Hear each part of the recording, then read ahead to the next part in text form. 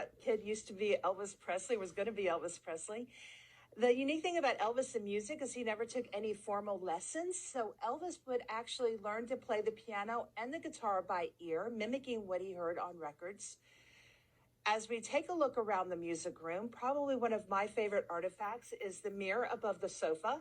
This mirror hung above the sofa in Elvis's first home on Audubon Drive. So we have photos of Gladys looking at her reflection in this mirror, as well as Elvis looking at his reflection in the mirror when it was moved here in 1957. And just a few years ago, Lisa was here doing a promotional shoot, and we have photos of her looking in this same mirror. 3 generations of Presleys. Now, I have a really cool thing I want y'all to see.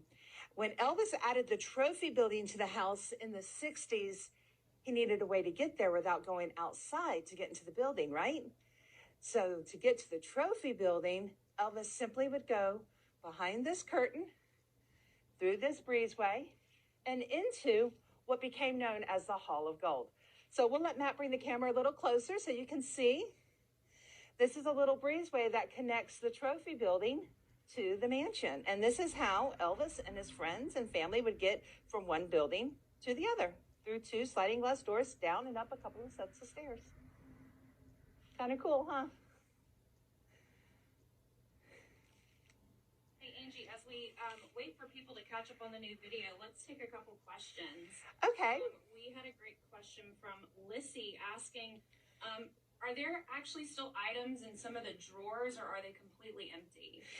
Lissy, that's a great question. If there's still items in some of the drawers, if they're completely empty.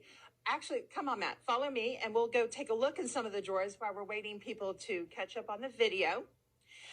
Most of the drawers that we found when we cataloged in the room, we found them empty, except one in particular drawer, which was this one here. And this drawer here, we actually found, and still today houses, a samurai sword. At the time when we found it, we had no idea why it was here in the drawer. Later, Elvis's security guard, Dick Grove, told us that the sword was given to Elvis by a retired Japanese soldier who showed up here at the front gate and wanted to present it to him. Well, Elvis was sleeping at the time, but Dick invited the soldier up here to Graceland to present it to him and said he'd make sure Elvis got it. So when Elvis woke up that day, Dick said a soldier had come down here to give him this sword. And of course, Elvis grabbed the sword and started swinging it around like you would anticipate Elvis would. And Dick's like, you need to put that sword down before someone gets hurt. And jokingly pulled his gun on Elvis. So Elvis put the sword down, and then when he turned, Dick hid it here in the drawer, and it had been here ever since. So he was quite shocked that it still was in the drawer where he hid it from Elvis. That's actually the only thing that's actually still in any of these drawers. Unlike the drawers in the dining room cabinets, those are full with things that you would use in the dining room, like placemats, napkin rings, napkins, and things like that. So, and we do store those things still where they're found in the mansion, which is kind of a really cool thing. Well, we have another question. Speaking of you guys being on the carpets, we have a question about how are they cleaned? How do we upkeep the carpet? So the carpets that are in the main part of the mansion are cleaned, especially the white ones. We clean these monthly. Same with the tourpath area. We do change these carpets out for preservation's sake and for fire laws and things like that. We change these out every 5 years. Because of the fire coating and fire protection that's on them does wear out. So we do deep clean them monthly, and we do rotate them out every 5 years for the long-term preservation of the mansion. All of the original carpets that are in the mansion are now carefully stored and preserved in the Graceland archives. So, yeah, it's definitely a job to maintain the house, as you can imagine. The house itself is so old and has a lot of maintenance and preservation needs that we keep on top of constantly. And we have another question. How many bedrooms are in the mansion? There are actually, the number of bedrooms in the house when Elvis bought Graceland was 8. But then, of course, Elvis took a couple of the bedrooms and made them into an office, as well as a wardrobe room. So we're now in the living room. Directly above us, upstairs, would be Elvis's bedroom. Directly above the dining room would have been another bedroom, but that was Elvis's wardrobe room. So it's Elvis's walk-in closet is the size of a bedroom. Above the next room we're going to would have been Graceland's master bedroom, which is Elvis's parents' room. And above that is Elvis's office, which would have been another bedroom upstairs. They're actually, and then Lisa's bedroom's upstairs. So there's actually 4 bedrooms upstairs in the home. So speaking of bedrooms, let's head down to the master bedroom. So when Elvis buys Graceland, this would have been considered the master bedroom. So you would think that this would have been Elvis's suite. But buying Graceland was really kind of the fulfillment of a childhood promise to take care of Elvis's parents. So, of course, he let his parents take the master bedroom. Gladys decorated the room in her favorite color of purple. You can see on the far dresser there. Actually, let's get a little closer. You can see that there's photos of the family. And on the wall to the left is Elvis's very first publicity photo, shot at William Spears Studio here in Memphis in 1955. This photo hung proudly in the Audubon house in the living room and then moved here to Gladys's room when they moved to Graceland in 1957. You really get a good close-up at the wall sconces here, as well as the family photos of Elvis, Gladys, and Vernon. Now, Gladys was always very simple. Even when Elvis could buy her whatever she wanted, she didn't want much. She kept her same clothes. She would mend them all the time. She also raised chickens here at Graceland in the backyard. When Elvis first went to New York, he bought his mom her very first fancy dress, a black velvet dress that she wore to his Army induction. He also bought her a keepsake locket that had a picture of the Empire State Building in it, which we still have in the Graceland archives. Shelley asked for a peek outside the window. Can we look outside the window? Sure, Shelley. Let me grab my glove really quick here so I can push the curtain back. Here, Matt, let's take a peek outside the window. There we go. That's the trophy building, which was added in 64. You might get a better view of the backyard outside the big picture window directly across from Gladys's bed. So we'll take a peek out that window as well. We have another question from Carrie asking, can we see his parents' bathroom? Yeah, sure, Carrie. We'll head over to the bathroom next as we make our way out of the room. Yeah, this is probably going to be a better picture. There. So that's the backyard, which we'll get a closer view of later. Now, all the green ironwork that you see on the windows, when Gladys was here, this wasn't here. This was all added in 67, right before Lisa was born. You know, when Elvis became a dad, he was like every other first-time dad. So he was a little overprotective, and so that's when the ironwork was added. So Gladys had a pretty clear view because the arbor also wasn't there as well. So she had a pretty clear shot of the back pasture.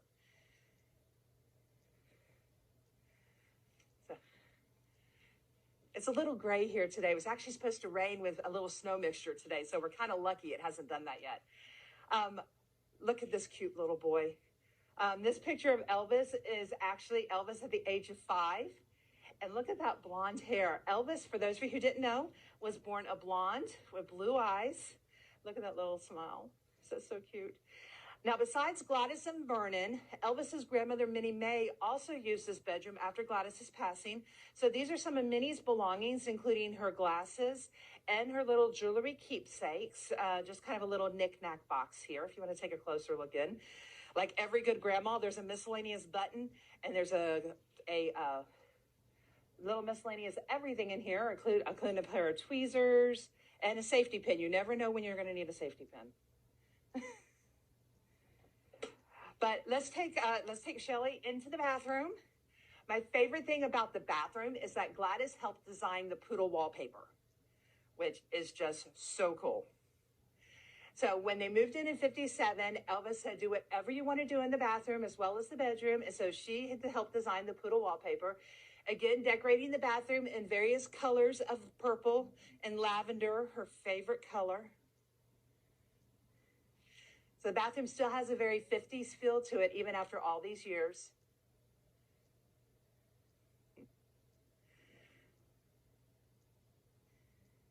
And across the hall from the bathroom, we'll get a quick look in the closet where you will find some of Gladys's dresses. And again, you can really get a sense of who she was as a person by just looking at how simple her clothes were. Again, when Elvis could buy her whatever she wanted, she really didn't like anything really fancy. Her taste was very simple.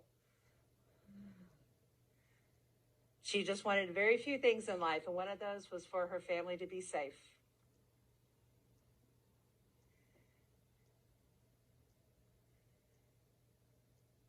Now let's make our way back into the hallway, and if we look above the stairs, you'll see one of 3 chandeliers that Elvis added to the home in '74. Elvis liked to buy local. These were all purchased here in Memphis at Belvedere Lighting. This one was the largest of the 3. It was so large it had to be brought inside the house in pieces and reassembled here in the hallway. This one's made of Italian cut crystal in the Maria Teresa design. It's identical to the smaller one we're going to see in just a moment in the dining room. The one that Elvis accidentally hit doing a karate demonstration, that's German cut crystal in the Strauss design. As we come down towards the end of the stairs, you'll notice this portrait of Elvis. I already kind of gave away that Elvis was born a blonde, but you really can see it here in this portrait. This portrait was done while Elvis was in the Army. The story behind the photo is actually quite amazing. This photo was taken in Fort Hood, Texas, and if you see, Elvis's arm is extended. In the actual photo, there is a DJ standing here. His name is Rocky. He was a Tulsa DJ who, when he heard that the King of Rock and Roll was stationed not too far from him, he decided he was going to ride a bike from Tulsa, Oklahoma to Fort Hood, Texas to meet Elvis. When Colonel got wind of the DJ's ride to from Tulsa to Fort Hood, he arranged for Elvis and Rocky to meet. Elvis, in his hand there, kind of looks like he's like leaning against the back of a chair maybe, but that actually is the bike rim of the bike that Rocky rode all the way to Fort Hood. The portrait was taken, and then someone blew the picture up, did it over in oils, and presented it to Elvis, and he hung it here in the foyer, and it's been here since the mid-'60s. I love it because it does show Elvis with his natural hair color of blonde. If you're wondering why Elvis dyed his hair black, he thought it brought out his facial features better on film. We're now headed into the dining room. And when I mean into the dining room, let's go get a look from Elvis's chair, which is at the far end of the table. Now, dinner was always a very formal time here at Graceland. Elvis would often sit at the head of the table, and dinner was normally served around 9 or 10 o'clock at night. And everybody would gather here at the table, and then after dinner was over, after Johnny's monologue was over, then they would head out the front door and go on their evening adventures. The TV you see in the right corner of the dining room is one of 14 TVs you can find here at Graceland. The table is comfortably set for 6 people, but it wasn't unusual for Elvis to play host to 10 or 12 of his closest friends or family members. And it's really rare to get this view of the front of Graceland. This is Elvis's view from his chair. It's just an amazing view of the length from the dining room all the way through to the music room. Angie, we have a question from Carol asking, did Elvis have best china and everyday china? That's a good question, Carol. Carol asked if Elvis had best china and everyday china. Actually, the china that's on the table is Elvis and Priscilla's wedding china. It's made by Nora Taki in the Buckingham pattern. And this is the china that they would use every day. And I guess you can kind of say it's both, every day and best day. There is another pattern of china. If I'll have Matt come with me, it's actually here in the cabinet. This is only the china we bring out at Christmas time. It's their Christmas china. So the rest of the year, it's actually stored in here. And this is the Franciscan china, and it's in the gold and green pattern. It's the Renaissance pattern. So they actually had everyday and best day china that they would use throughout the year, and then they use this at Christmas time. So, yeah. But like I mentioned, these cabinets here, even though you can't see it during the day, these cabinets are full of fun goodies. And so are these drawers, full of placemats and napkins and napkin rings, full of everything you need for the dining room: silver, forks, candles. And again, this is the way everything was left. So we catalog everything to where we found it, and we simply leave it there. If you want to, we'll take the camera around here and get a good look at the silver. A lot of the silver were all wedding presents to Elvis and Priscilla, including the silver you see here in the cabinet, as well as the silver that's on the dining room table.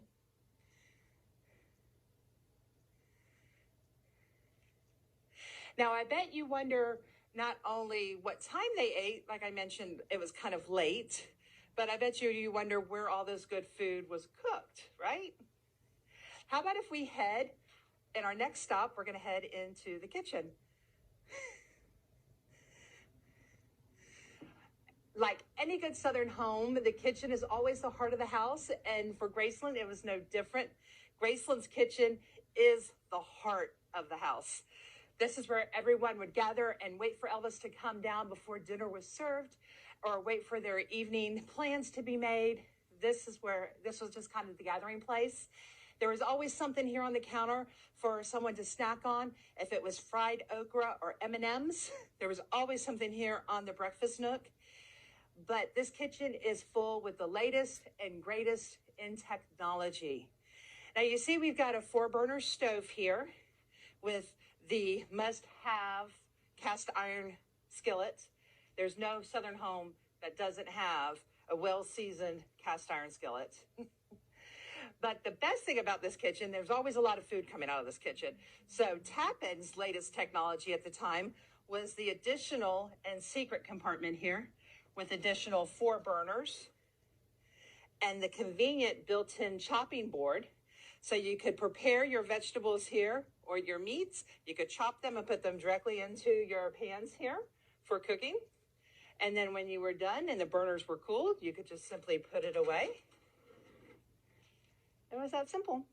Hey, Angie, we have a question from Lisa. She's asking, are the dishes still kept in the cabinets, and would love to see them? Yes, Lisa, guess what? The dishes are still kept in the cabinets, and I happen to have the keys. I grabbed them today. How about if we go look at some glasses? We'll come around here.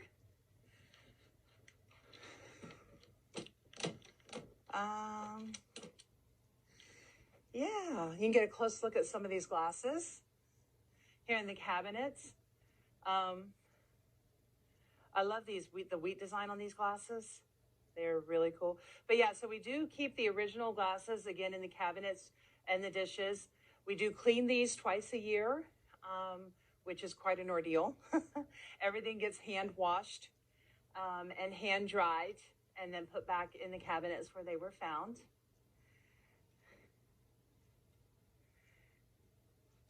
We also have some more technology here in the kitchen, including the very first microwave sold in Memphis here in the corner. It's the Thermotronic, and this is what's really cool. It's either microwave on or off, browner on or off. Very simple. It's not like today, defrost, auto, this, that. It's just very simple, on, off, on, off. Angie, we're getting a lot of questions in the kitchen. Richard's asking, was there a favorite meal Elvis loved? Richard wanted to know about Elvis's favorite meal. No, Elvis grew up on good old Southern food. So he loved meatloaf, mashed potato, fried chicken, anything but fish. He didn't like the smell of fish being cooked in the house, so there was never any fish in the house. Favorite snack, of course, Elvis's favorite peanut butter and banana sandwiches. Favorite dessert was Mama's chocolate cake. But yeah, anything that he would have grown up on were some of his favorites. Priscilla tells the story that one time Elvis had gotten on a meatloaf kick, and he ate meatloaf and mashed potatoes every day for dinner. Not just for a couple days, but it was like a 6-month kick that he wanted it every day. So he definitely was a creature of habit. But if it was made in the South, including mac and cheese, he liked it. Okay, we also have a request from Christine. She must be a big fan because she's asking to see the drawer where Lisa wrote her name. Okay, hi, Christine. Yes, I guess you've watched The Gates of Graceland and you want to see the drawer where Lisa wrote her name. I could take you there as we're making our way around. It's around the corner here. I want to point out some more technology really quick. These are actually bun warmers, bread warmers here in the kitchen. So yes, a lot of technology here in Graceland's kitchen. But it's this secret drawer here. So if you ever actually are here at Graceland and you walk by, this drawer here is, you can see it right there. It says Lisa's Home, Graceland, with a smile face. See? And if you wonder why there's a 1993 phone book in here, as I mentioned, Elvis's Aunt Delta lived here until 1993. And so this is why there would be a 93 phone book in here, because she did use the kitchen while she lived here. So we're going to see this room in just a moment, but this is the famous jungle room. I don't want to ruin it for you yet, but let's head downstairs first. We've got a couple rooms in the basement to go see. We're headed to the TV room. First, let's see if we're having a good hair day, because we're headed down a mirrored line staircase. So we got to be careful and watch our steps.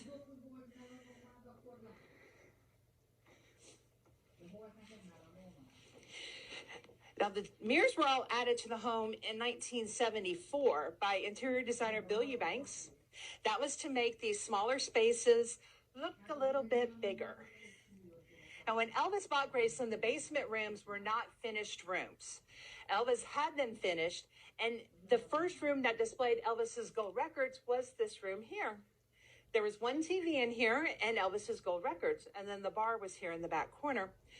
It wasn't until the 60s that Elvis added the 3 TVs when he heard that our former president, Lyndon Johnson, used to watch all 3 news broadcasts at the same time in the Oval Office. So Elvis added 3 TVs here. Now, at the time, there was only 3 stations, one for CBS, ABC, and NBC, which made it great for Sunday football because Elvis could watch 3 games at one time. Now, I like to call this the original man cave because there's a little bit of everything in here. To the left, we've got a stereo system and, of course, the turntable for Elvis's record collection. There's about 5,000 records in the collection, everything from rhythm and blues to gospel to opera. Mario Lanza, you'll see there up front. There also is a Larry Gatlin record in there. Very few of the recordings that Elvis had in his collection were his. He didn't really like to listen to himself. He loved to hear what other artists were doing. He was inspired by them, and he thought there was enough room in the music business for everybody. Now, above the TVs, really quickly, I'm going to pull this down for you guys because not many people get to see this. This is the pull-down movie screen. So it would come right down above the TVs all the way to the ground. And Elvis could watch first-run feature films here in the room. Well, and Angie Graham is asking, was there a projector in the room? There was a projector. There's a projector room, and I'll show you that, Graham, right as we're exiting to go to the pool room. We'll get a better view of that room. But there was a projector room so that Elvis could watch movies here in the room. But this would simply pull down right in front of the TVs. And he could watch first-run films or home movies, which he would get first-run films from the local film academy here that the studios would send the reels to. Jukebox inside the wall, wired for sound throughout the entire house, can play up to 100 singles consecutively. There are speakers in every room, including the living room, the jungle room, and even here in the TV room.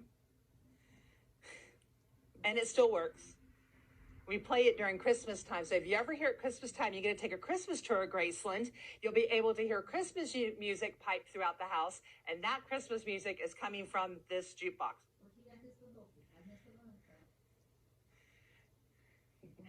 The lightning bolt, you'll notice on the wall, is part of Elvis's logo in the 70s. It was in 74 when this room got a redecoration and got the color scheme that you see here, the blue, the white, and the yellow. And the lightning bolt was added. Now, if you add the letters TCB to that lightning bolt, you have Elvis's motto, taking care of business in a flash. The bar made the room great for small parties and family gatherings. And again, the best in technology at the time. There is a small mini fridge back here and a Scotsman ice maker. Earlier, there was a question about bedrooms. There is a bedroom down here as well, directly across from the bar, behind this blue door, is a bedroom that was used by Mafia members Charlie Hodge, as well as Elvis's friend and Mafia member Jerry Schilling. And Graham, you wanted to know about the projection room? You see this window here? Normally, you would view it, and there would be this needlepoint print here. This is how the room would normally be viewed. Well, behind it is where the projector was. So the projector would sit here, and it would be able to shoot right there on the screen. Because of COVID, we ended up opening this space up so our guide could stand here and give our guests a little bit more space moving between rooms. So, hi from the projector room. We're now going to head into the pool room across the hall.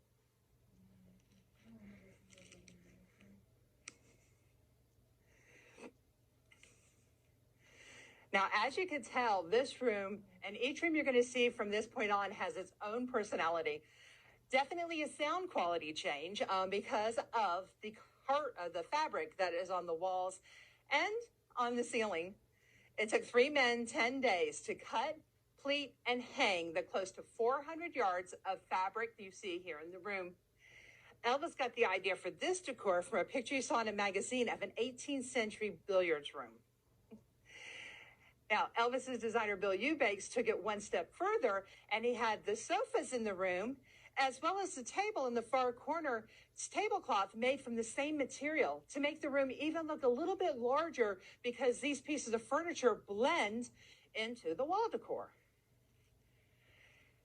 The pool table has been here since 1960. It was one of the first things Elvis bought after returning home from the Army. He bought it used at Rex Billiard Supply. You can see the plaque here at the end of the pool table. And it's been sitting here ever since. Elvis's favorite games were 8-ball and rotation. And like Lisa says, there was always a lot of mayhem that took place here in the basement. Always a lot of fun. The tabletop is preserved as it was when Elvis was here. That includes all the tears and nicks, including the large one that's here in the corner. This was done shortly before Elvis's passing. The story is that one of Elvis's friends was attempting a trick shot that obviously didn't quite work out. And when we asked who it was, it all depended on who you asked. They always blamed the other guy. So we don't quite know whose fault it was. Hey, Angie, we have a few questions. Eve asked, are there any windows in this room? Eve asked if there's windows. There actually are windows in this room, and the windows will be used for ventilation purposes. Behind the sofa here to the left, and also behind the Louis XV chairs, behind the drapes, there are actually 2 windows used for ventilation of the basement when the Moores lived here. So there's a photo of Elvis in this room back in '57, and he's sitting on a sofa, and it looks like there's a window behind him. There actually is one. But the windows currently aren't used for anything at all, since this now does have central heat and air and is tied into the house central heat and air system.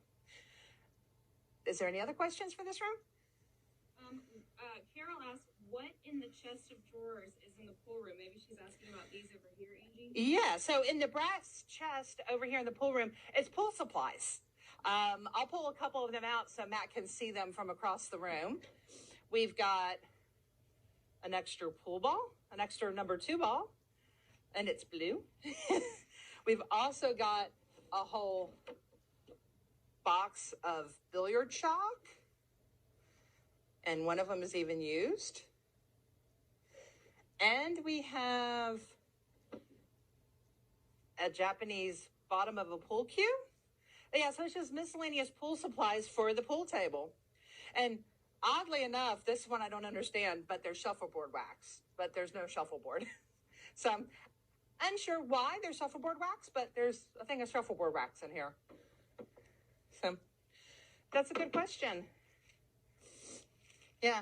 Again, it's things that we found in here that we just cataloged exactly where we found them and left them in place, which makes Graceland fun because it really does make it a home. Because I know in my house, all of my drawers are full of my stuff. So if you were to go through my drawers, you'd find stuff everywhere. Now we're going to head back upstairs.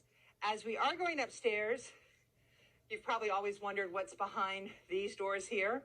Well, every basement needs a half bath for your guest, a full bath to go with the bedroom that's off the TV room, and this is Elvis's laundry room. washer and dryer, and heating and water units included. It's all the fancy stuff that you need to have a house.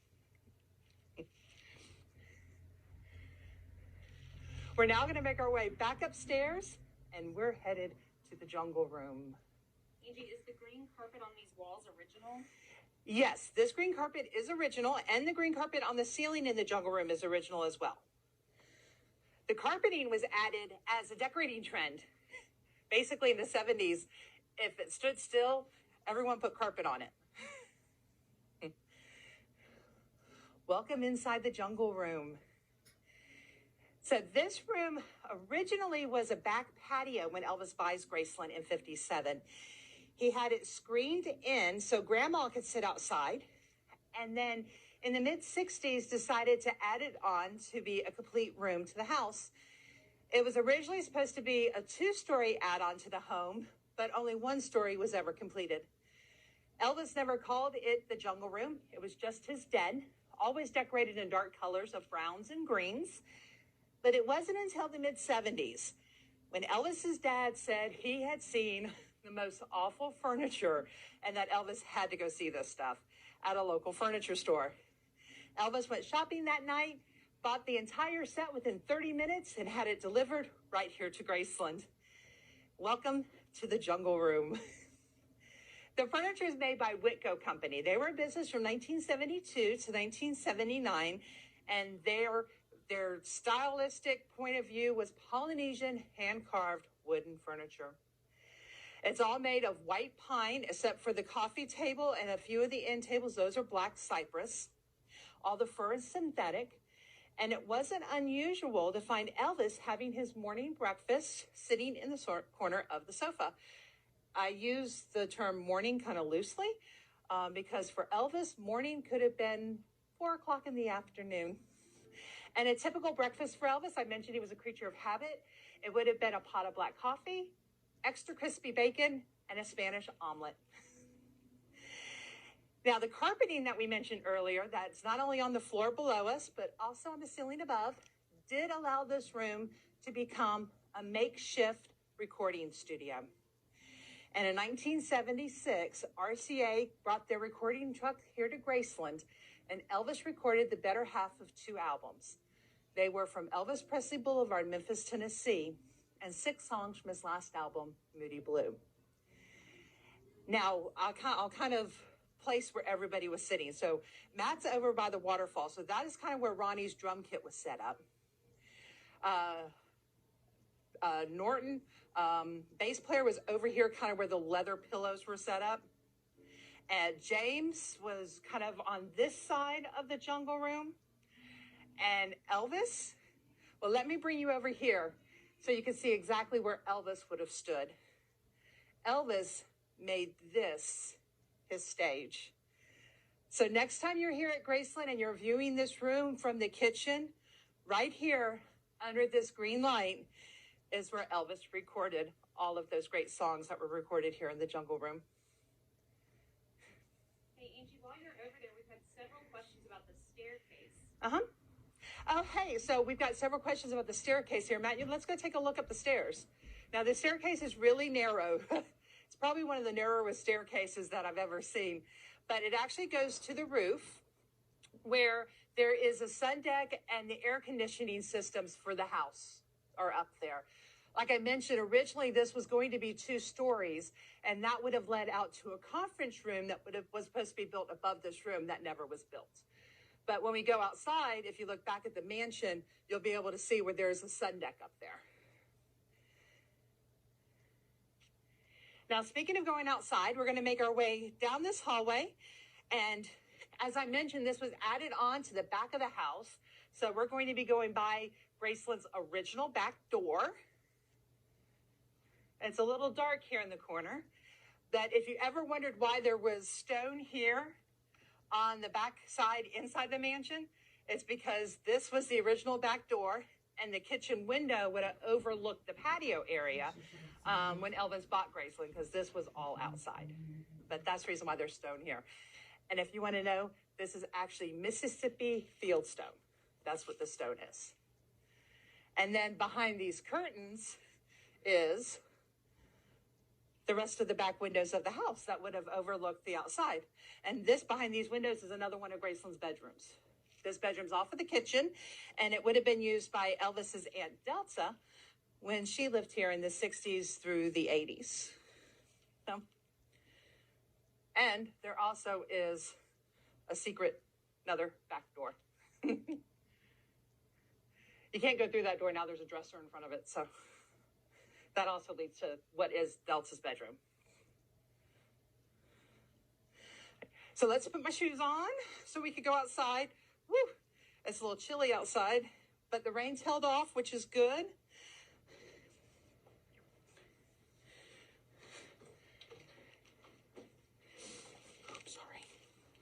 Now, as you can imagine, Graceland was Elvis's gigantic playground, and it was here in the backyard that allowed Elvis the opportunity to ride horses, golf carts. He had a fleet of snowmobiles that he changed to grassmobiles to ride the hills here at Graceland. Also, as we turn back towards the mansion, you'll be able to get a view of that, the lounge area above the jungle room I mentioned, and the doorway that leads down to those stairs in the jungle room. They used to have epic firework battles out here, especially 4th of July and New Year's Eve. Touch football games. Yeah, it really became Elvis's big playground out here. Elvis would ride golf carts out here all of the time.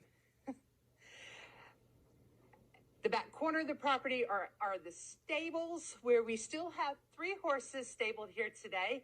A matter of fact, how about if we go over to the fence there, because the horses are out in the front pasture, so we can go get a closer look at them. Hey, we have a great question from Angie. Hi, Angie. It's Angie. How are you? She's asking, how many acres is Graceland? Graceland sits on close to 14 acres of land, Angie, but our entire property now encompasses over 120 acres. Now, that includes our hotel grounds as well as our entertainment complex across the street, Elvis Presley's Memphis.